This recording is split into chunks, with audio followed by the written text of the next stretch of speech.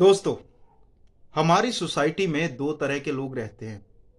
एक तो ऐसे लोग जो सोसाइटी में दिखते कुछ और हैं और अंदर से कुछ और होते हैं, या कह लीजिए कि सोसाइटी उन्हें अलाउ नहीं करती कि वो जैसे हैं वैसा दिखाई दे। तो वो अपनी रिस्पेक्ट के लिए, अपनी डिग्निटी के लिए लोगों के सामने किसी और तरह से पेश होते हैं। लेकिन एक होते हैं दूसरे किस्म के लोग जो जैसे होते हैं वो अपने आप को ओपनली वैसा ही प्रेजेंट करते हैं, लेकिन सोसाइटी उन्हें कभी भी अलाउ नहीं करती, या कह लीजिए कि वो प्रवानित नहीं होते लोगों की नज़र में। आज हम ऐसे ही एक शख्स, ऐसे ही एक गायक के बारे में चर्चा करेंगे जिससे रिलेटेड, जिसकी बायोपिक कल 12 अप्रैल को रिलीज़ हुई है। जी हाँ दोस्तों, आज हम बात करेंगे बॉलीवुड की नई मूवी अमर सिंह चमकीला के बारे में, जो रिसेंटली नेटफ्लिक्स पर रिलीज हुई है। Okay, let's go.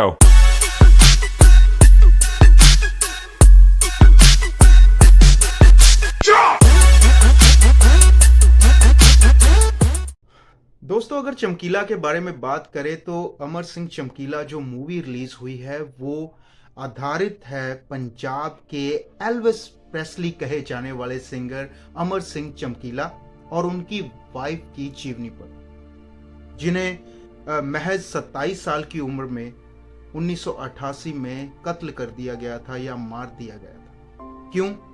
क्योंकि वो ऐसे गीत गाते थे जिन्हें समाज प्रवानित नहीं करता था, लेकिन फिर भी वो एक टॉप का सिंगर था। अब समाज उन्हें अलाउ भी नहीं करता था, फिर भी वो टॉप का सिंगर था। इसमें एक तरह से द्वंद्व पैदा होता है कि ऐसा कैसे हो सकता है। जी हाँ दोस्तों, लोग उन्हें पसंद करते थे, उनके गीत सुनते थे, लेकिन चोरी छिपे या बहुत ज्यादा रश में, अखाड़ों में। लेकिन ये भी कहा जाता है कि वो सोसाइटी में, घर में, अपने परिवार में, अपने बीवी बच्चों के साथ, अपनी बहनों के साथ वो बैठकर सुनने वाले गीत नहीं थे। अब यहाँ पर तो एक तरह से कंफ्यूजन क्रिएट होता है ना, तो फिर उनको क्यों सुना जाता था जब वो प्रमाणित ही नहीं थे? क्योंकि दरअसल हमारे लोग जो हैं वो चीज़ें पसंद करते हैं जिनमें एंटरटेनमेंट हो। जैसे कि मूवी आई थी विद्या बालन की भी, एंटरटेनमेंट एंटरटेनमेंट एंटरटेनमेंट, लेकिन एंटरटेनमेंट में थोड़ी अश्लीलता, थोड़ा बोल्डनेस तो होता ही है। तो ऐसा ही चमकीले के गानों में था। अब उनको टारगेट किया गया। क्यों किया गया? क्योंकि वो ऐसे गीत गाते थे। अब इसका दूसरा पक्ष जो है, जो कंसेप्ट के मुताबिक बता रहा हूं मैं, सब्जेक्ट उनकी थीम के मुताबिक बता रहा हूं, कि उसका दूसरा कंसेप्ट ये था कि वो बहुत ही एक गरीब परिवार से बिलोंग करता था, और जो उन्होंने अपने सोसाइटी में, जो अपने आस पड़ोस में देखा, उन्होंने वही अपने गीतों में लिखा। तो जैसा आदमी देखेगा, जैसा सोसाइटी से वो लेगा, तो वैसा ही सोसाइटी को वो देगा। लेकिन फिर भी लोगों ने उन्हें सर आंखों पर बिठाया और एक जगह पर आकर वो बहुत ही टॉप का सिंगर बना। ये सब चीजें इस फिल्म में दिखाई गई है, उनकी जीवनी दिखाई गई है। लेकिन इसका दूसरा पक्ष ये है कि this is not only the biopic of Amar Singh Chamkila and Amarjot, this is about the real mirror of the society, of the people, कि लोगों का व्यक्तित्व, लोगों का जो चरित्र है यहाँ पर वो भी उभारने की कोशिश की गई है डायरेक्टर के द्वारा। वो क्या होता है कि लोग दिखते कैसे होते हैं लेकिन होते कैसे हैं। क्योंकि हम लोग ऐसी चीजें सुनना पसंद भी करते हैं, लेकिन सोसाइटी में हम ये नहीं सोच सकते कि वो हमारे घर परिवार वाले भी सुन सकें, लेकिन हमें सुनने में अच्छे लगते हैं, हम मजा लेते हैं। तो ये काफी एक इंटेंसिटी के तौर पर ये मूवी बनाई गई है, जो अमर सिंह चमकीला। चमकीला को महज 27 साल की उम्र में 1988 में मार दिया गया उनके अश्लील गानों की वजह से। अब इसके लिए क्यूरियोसिटी डायरेक्टर और राइटर के मन में बहुत ज्यादा थी। तो बात करते हैं इसकी डायरेक्शन के बारे में। तो director by the great director Imtiaz Ali, और लिखा भी उन्होंने ही है और उनके भाई साजिद अली दोनों ने मिलकर इस कहानी को लिखा है, प्रेजेंट किया है। और काफ़ी हद तक अगर देखें तो ये एक कुछ भी इनमें आर्टिफिशियल नहीं लगता। ऐसा लगता है कि सचमुच उस समय की, ये 1980 का जो दौर था, उस टाइम की कहानी जो है अपने आप बयां हो रही है। ऐसा माहौल मिल रहा है, आस-पास के जो घर हैं, मतलब कपड़े हैं, कॉस्ट्यूम्स हैं, और अदाकार भी उस लेवल के ही दिखाए गए हैं कि जैसे उस टाइम पर दिखते थे। तो काफ़ी हद तक इम्तियाज़ अली सर ने जो काम किया है वो बड़ा बाकमाल का काम किया है। बड़ा एक बैलेंस बनाकर उन्होंने काम किया है। इसमें कुछ भी ओवरलैप नहीं हो रहा, अगर हम कहानी की बात करें। और सेकंड जो चीज़ है डायरेक्शन के मुताबिक, इसमें एनिमेशन और पिक्चर्स बहुत यूज़ की गई हैं जो स्टोरी को आगे मतलब चलाती है। जो मतलब एक तरह से एक इनोवेटिव आइडिया है ये इम्तियाज़ अली सर का। और अगर ऑडियंस पॉइंट ऑफ व्यू से देखा जाए तो ये अच्छा भी लगता है कि इसमें एनिमेशंस आ रही हैं और मतलब कहानी जो है उसमें पिक्चर्स भी आ रही हैं, तो काफ़ी चीज़ें मतलब जुड़ रही हैं। तो आर्टिस्ट की बात की जाए, एक्टर्स की बात की जाए, तो the great singer Diljit Dosanjh और परिणीति चोपड़ा मुख्य किरदारों में, यानी कि अमर सिंह चमकीला और अमरजोत के किरदारों में नजर आए, और बाकी आर्टिस्ट भी अलग अलग किरदारों में नजर आए। लेकिन इसके एक्टिंग पॉइंट ऑफ व्यू से अगर मैं बात करूं तो जो अगर दिलजीत या परिणीति की बात की जाए तो बाकी जो किरदार हैं वो, हालांकि उन्होंने काम बहुत बेहतर किया, बहुत अच्छा काम किया, लेकिन फिर भी एक कह सकते हैं ना कि कुछ स्पेसिफाई करता है कोई कैरेक्टर के बहुत ज़्यादा वो हाईलाइट हो रहा है, ऐसा कुछ भी दिखाया नहीं गया। बड़ी बैलेंस लेवल की एक्टिंग हुई है। मतलब हम ये नहीं कह सकते कि इन दोनों के सिवाय कोई एक्टर जो बहुत अच्छा खेल रहा है। हालांकि खेला सभी ने बहुत अच्छा है, लेकिन कोई ओवरलैप नहीं कर रहा, या कोई एक कैरेक्टर किसी और दूसरे कैरेक्टर पे डोमिनेट नहीं कर रहा। तो काफी हद तक अंजुम बत्रा जो चमकीला के साथी का किरदार प्ले करते हैं, उनका भी कैरेक्टर काफी अच्छा है। ये दिलजीत और परिणीति के साथ मिलता जुलता कैरेक्टर है, तो बड़ा ही एक बैलेंस लेवल का काम हुआ है इस मूवी में।